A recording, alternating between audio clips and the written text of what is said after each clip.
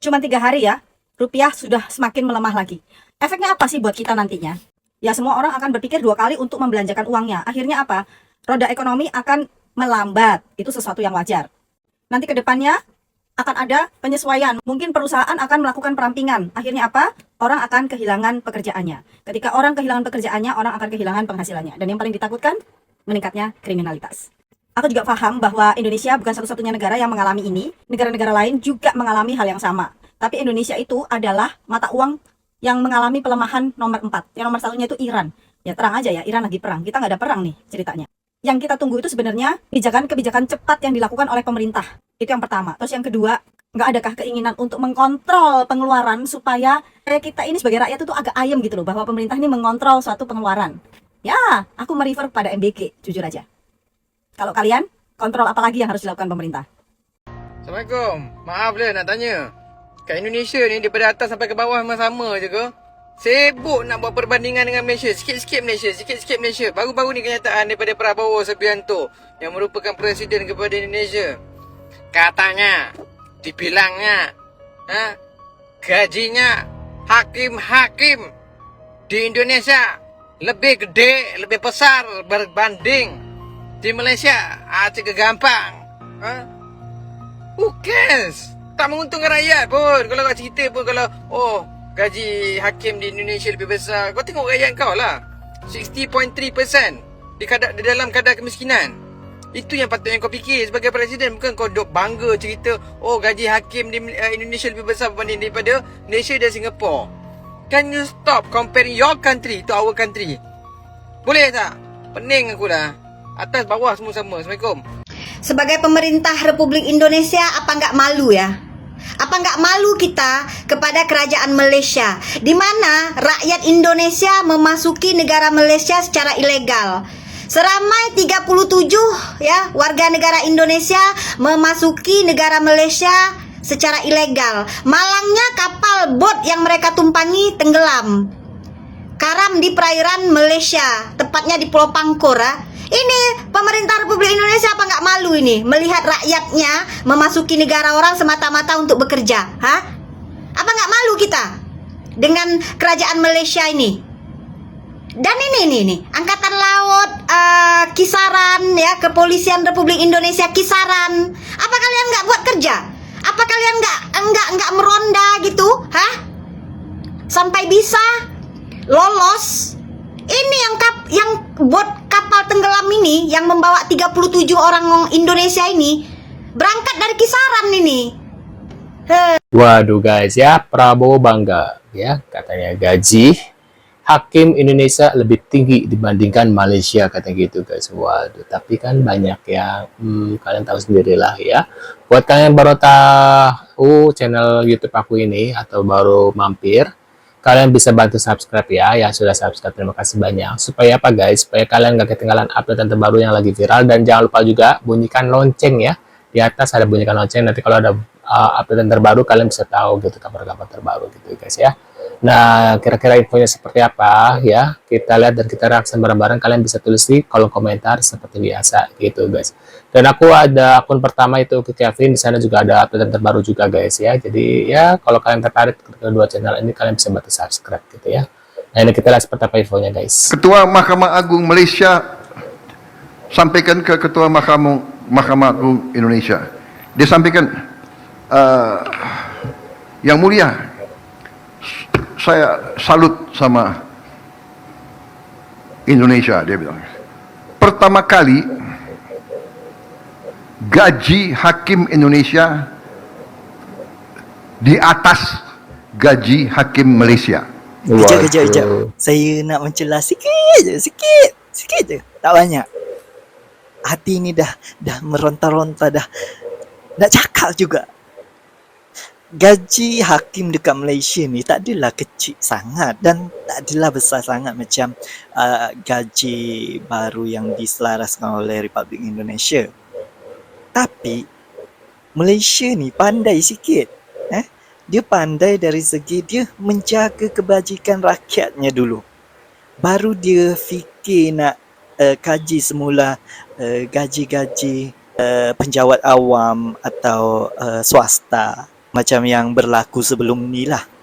So kita nampak sini Malaysia ni lebih mengutamakan rakyatnya dulu, kesejahteraan rakyatnya dulu, keselesaan rakyatnya dulu. Baru dia fikir kaki tangan penjawat awam atau swasta. Macam tu. Tak salah membandingkan, tak salah. Cuma baik membandingkan pada macam mana orang cakap hal-hal yang sewajarnya lah. Macam rakyat okey ke tak? Gaji rakyat yang kerja dekat swasta tu okey ke tak? Macam tu. Beza dia dekat negara lain macam mana? Tinggal jauh ke tak? Selaras ke tak? Stabil ke tak? Macam tu lah. Sikit je, tak banyak. Sebab saya rasa benda ni macam viral juga. Waduh. Tuh, ada Malaysia kolaps ya, Bangladesh mengamuk, ekonomi jiran runtuh, Indonesia panen cuan besar katanya. Waduh. Merobek stabilitas sosial di negeri jiran tersebut. Gelombang pemutusan hubungan kerja besar-besaran yang terjadi setiap bulan telah menciptakan pemandangan mengerikan di mana ribuan orang kehilangan mata pencaharian dan masa depan mereka menjadi abu. Krisis ini bukanlah fenomena biasa, karena di balik kenaikan harga bahan bakar minyak dan kelangkaan pasokan beras, terdapat ancaman yang jauh lebih nyata yang merayap masuk ke dalam sendi-sendi kehidupan masyarakat, yaitu populasi warga asing yang menjamur tanpa kendali. Kehadiran warga Bangladesh di Malaysia kini telah mencapai titik kritis yang menyerupai invasi senyap, di mana mereka tidak lagi hanya menjadi buruh kasar, tetapi sudah mulai menguasai sektor-sektor strategis.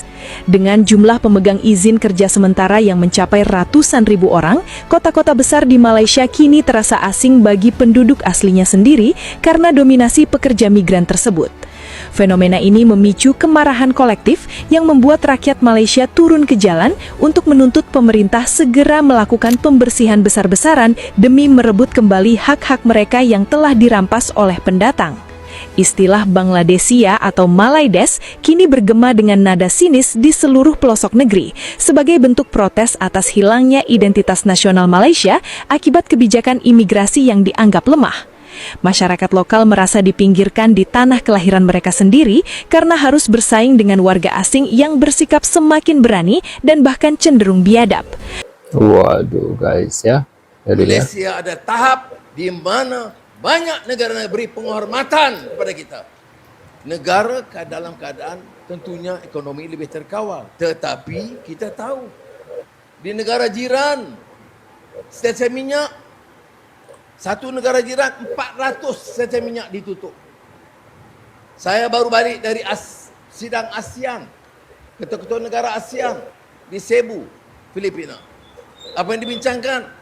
Takut kurang bekalan minyak, takut kurang bekalan diesel, dan keduanya takut melonjak naik harga kerana bukan saja Selat Hormuz, tetapi kerana peperangan dan tempiasannya ke negara pengeluar minyak, pengeluaran minyak dan gas terbantut. Jadi ini dalam teori supply and demand, harga melambat. Tapi kita alhamdulillah tahu juga syukur. La in syakartum la azidannakum wa la in kafartum inna azabi la syadid. Maknanya kita harus bersyukur. Bukan makna tak boleh bantah, tak boleh tegur. Kita syukur kerana ini salah satu negara yang supply-nya ada. Belum perlu ada catuan, belum perlu berbaris, belum perlu dilarang penggunaan kenderaan. Dia anak muda harus berfikir ini. Maknanya supply itu cukup. Kerana pengurusan Petronas yang baik dan dasar ekonomi yang baik dan pentadbiran di bawah pimpinan KSN. Waduh. Tengok sekeliling kita. Nah, Indonesia tidak naik harga petrol diesel katanya utusan Malaysia. Waduh. Kenapa Indonesia tak naik? So, Kenapa kita kena? Indonesia relax je. Why? Dia penduduk lagi ramai lah. Lagi banyak kenderaan. Lagi banyak pada 200 juta tau. Waduh, tuh guys ya. Apa sih dampak dari melemahnya kurs rupiah terhadap mata uang asing di industri pendidikan luar negeri? Mungkin ini jarang dibahas, tapi gue sebagai konsultan pendidikan untuk kuliah ke luar negeri khusus untuk market Australia, New Zealand, and Malaysia, upper class di Indonesia itu biasanya menyekolahkan anaknya, mendukung anaknya untuk melanjutkan pendidikannya di luar negeri menggunakan dana pribadi. Tapi in this current economy, karena kurs rupiah ini makin melemah, banyak upper class yang mikir berkali-kali untuk akhirnya nge-settle anaknya untuk kuliah ke luar negeri. Gue jelasin lebih detail ya. Jadi di pertengahan tahun 2025, satu AUD itu sekitar 10.500 sampai 10.600. Misal lo mau kuliah di Macquarie University di kampus gue, ngambil Bachelor of Media and Communications. Tahun lalu, itu tuition fee-nya masih 38.500, zaman gue masih segitu. Sekarang 2026 itu udah 42.000. Apalagi 2027 ini beda lagi tuition fee-nya. Tuh, jadi 43.700. Jadi makin naik. Dan kampus gue itu ngasih potongan beasiswa $10.000 per tahun untuk warga ASEAN. So, imagine tuition fee-nya kan berarti 28.500 dikali 10.600. Di zaman gue tuh sekitar 302.100.000 rupiah untuk kuliah di Macquarie.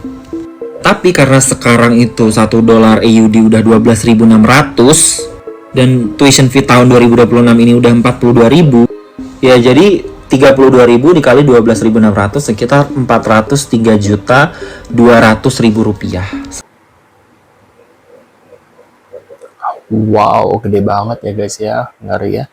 Nah, menurut pendapat kalian gimana guys terkait infonya ini? Mungkin kalian punya komentar atau reaction, bisa tulis di kolom komentar seperti biasa. Pendapat kalian ya dengan, waduh, uang lumayan juga guys ya. Wah, selisihnya 100 juta tuh guys ya. Nah, mungkin kalian punya pendapat kalau kolom komentar ya, reaction kalian gitu guys ya. Sekian infonya dan tentunya kita akan bertemu kembali di video selanjutnya. Saya selalu buat kalian dan see you guys.